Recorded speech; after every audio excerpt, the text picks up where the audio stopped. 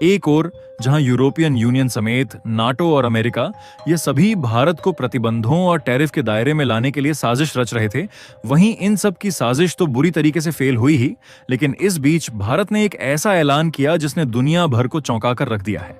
क्योंकि भारत के ऐलान से यह साफ हो गया कि फिलहाल के समय में जो वैश्विक उथल पुथल चल रही है और ग्लोबल मंच पर शतरंज का खेल खेला जा रहा है, उस शतरंज का लीडर कोई और नहीं बल्कि भारत है, जो कि धमकी का जवाब तो देता ही है और साथ ही गलती की कीमत बराबर वसूलता है। दरअसल जो काम पिछले 16 सालों में नहीं हुआ, वह काम ऐसे समय हो रहा है जब यूरोप भारत पर प्रतिबंध लगा रहा था और साजिश रच रहा था।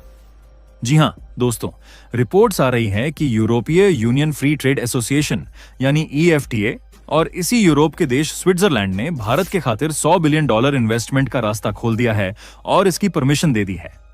यानी कि दूसरी तरफ देखा जाए तो यूरोपियन यूनियन और नाटो ने मिलकर भारत को गिराने की कोशिश की, लेकिन इसी यूरोप के कुछ देशों के साथ भारत का एक ऐसा खेल हुआ कि $100 बिलियन की भारत को मिलने वाली व्यापारिक इन्वेस्टमेंट ने खुद दुनिया को सोचने पर मजबूर कर दिया कि जो यूरोपीय यूनियन कल को भारत के सामने मुसीबत की दीवार खड़ी कर रहा था, वह आखिरकार $100 बिलियन का रास्ता भारत के लिए क्यों खोल चुका है। तो आखिरकार ये सब कुछ अचानक क्यों हुआ और पूरा मामला क्या है, ये सारी जानकारी इस वीडियो में समझते हैं। लेकिन आगे बढ़ने से पहले इस वीडियो को एक लाइक करके चैनल को सब्सक्राइब जरूर कर लीजिए, क्योंकि यह आपके लिए तो 1 सेकंड का काम है, लेकिन इससे हमारी काफी बड़ी मदद होती है। दरअसल देखा जाए तो यूरोपीय यूनियन 27 अमीर देश का एक ऐसा संघ है जिनके साथ भारत का हर साल लगभग $158 बिलियन का व्यापार होता है। और इसमें भी ज्यादा कमाल की बात यह है कि भारत के द्वारा एक्सपोर्ट जहां $93 बिलियन है, वही भारत में केवल $65 बिलियन का ही सामान यूरोपियन यूनियन के देशों से इंपोर्ट किया जाता है। कहने का मतलब यह है कि आर्थिक रूप से भारत के लिए यूरोपीय यूनियन फायदेमंद जरूर है, लेकिन खाने पीने की वस्तुओं से लेकर टेक्सटाइल प्रोडक्ट तक के लिए भारत पर डिपेंडेंट है, क्योंकि यूरोपीय कंपनियां भारत की IT कंपनियों जैसे TCS, इन्फोसिस, विप्रो पर अपने तकनीकी कार्यों के लिए निर्भर हैं। साथ ही दवाइयां यानी फार्मास्यूटिकल्स की बात करें तो भारत दुनिया की फार्मेसी कहा जाता है, इसलिए यूरोप भारत से किफायती और उच्च गुणवत्ता की दवाइयां आयात करता है। इसके अलावा टेक्सटाइल और गारमेंट्स सेक्टर में भी देखा जाए तब भी भारत यूरोप को बड़ी मात्रा में कपड़े और रेडीमेड गारमेंट्स भेजता है। और यह बात तो आप भी जानते हैं कि कई यूरोपीय देशों जैसे फ्रांस की ही बात करें तो इनके साथ भारत के रक्षा सौदे जैसे राफेल विमान हैं।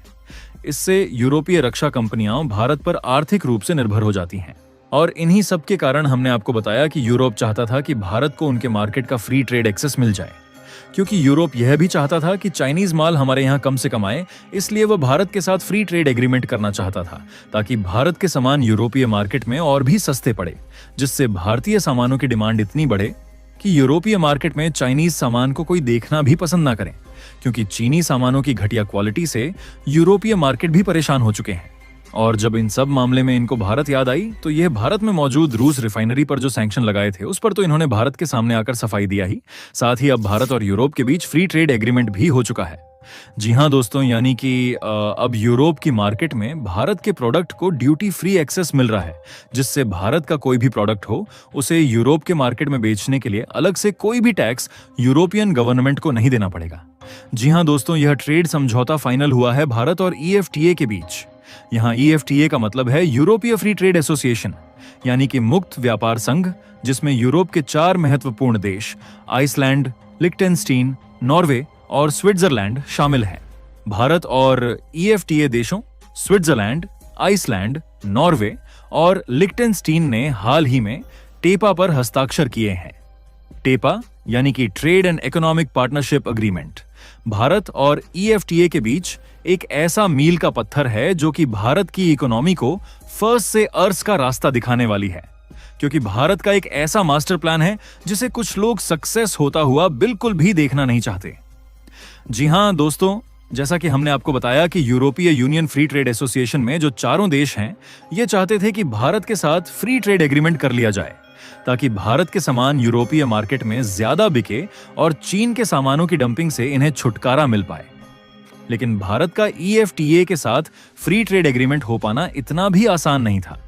क्योंकि जहां यूरोपीय फ्री ट्रेड एसोसिएशन ने इसको लेकर भारत से इच्छा जताई तो भारत को इससे फायदा था, लेकिन भारत ने दिमाग लगाया और भारत ने कहा कि इसके साथ हम trade and economic partnership agreement भी फाइनल करते चलते हैं,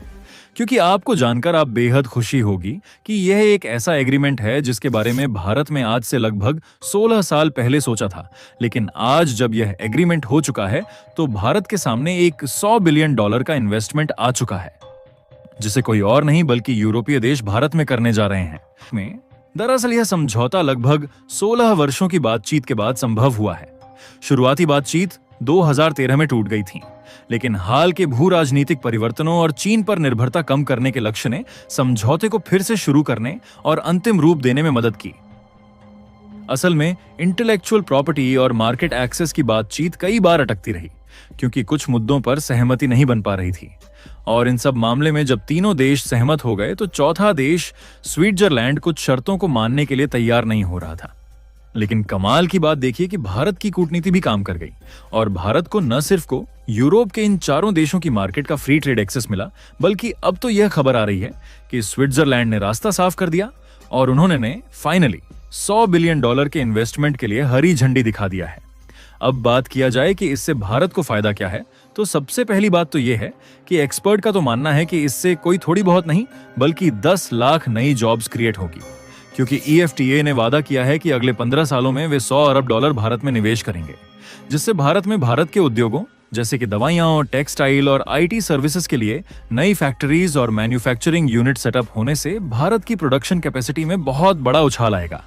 जिससे भारत में नई तकनीक और स्किल तो आएंगी ही, साथ ही भारत के स्टार्टअप्स और MSMEs को यूरोप में अवसर मिलेंगे, क्योंकि देखा जाए तो इन्वेस्टमेंट यूरोप कर रहा है और उसका जो भी प्रोडक्शन या फिर कोई काम होगा वह भारत में होगा और उसके बाद एक्सपोर्ट भी ज्यादातर यूरोप में होगा, क्योंकि यूरोप ने भारत को फ्री ट्रेड मार्केट एक्सेस दे दिया है। और सबसे कमाल की बात यह है कि बहुत ज्यादा नहीं बल्कि इसी 1 अक्टूबर से यह इन्वेस्टमेंट आना भी शुरू हो जाएगा और दोनों देशों के बीच मुक्त व्यापार समझौता लागू हो जाएगा। बताया तो यह भी जा रहा है कि भारत सुई घड़ियों, चॉकलेट, बिस्कुट और कटे पॉलिश किए हुए हीरों जैसे कई उत्पादों पर कम या शून्य सीमा शुल्क की अनुमति देगा। यह शुल्क अगले 10 वर्षों में चरणबद्ध तरीके से समाप्त कर दिया जाएगा, जिससे घरेलू ग्राहकों को ये प्रीमियम उत्पाद सस्ती कीमत पर मिल सकेंगे। भारत EFTA के कुल निर्यात का 95.3% कवर करते हुए 62.7% टैरिफ लाइंस यानी उत्पाद श्रेणियां पर रियायतें देगा, जबकि वहीं उससे ज्यादा फायदा भारत को है, क्योंकि EFTA ने भारत के 99.6% निर्यात को कवर करते हुए अपनी 92.2% टैरिफ लाइंस पर टैरिफ समाप्त कर दिए हैं।